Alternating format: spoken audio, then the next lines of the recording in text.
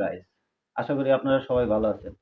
আজকে আমরা সৌদি আরবে আছি, সবাই একটা টক শোতে, মানে এই ভাই ডিউটি করতেছে এখানে সৌদি আরবে ৮ বছর হলো। এখন এর মুখ থেকেই শুনবো এর মুখ থেকেই শুনবো যে এর পরিস্থিতি কি, আগের পরিস্থিতি কি ছিল আর এখনকার কি পরিস্থিতি। আচ্ছা ভাই, আপনি কত সালে সৌদি আরবে আছেন? ভাই, আমি আইছি 2018 সালে। হ্যাঁ, আসার পরে মানে আপনি কি সাপ্লাইতে আছিলেন নাকি আপনার ডাইরেক্ট কোম্পানিতে ছিলেন? আমি ডাইরেক্ট কোম্পানিতে আইছিলাম। আপনার ওখানে স্যালারি কত আছিল? আমার স্যালারি আছিল 1200 টাকা।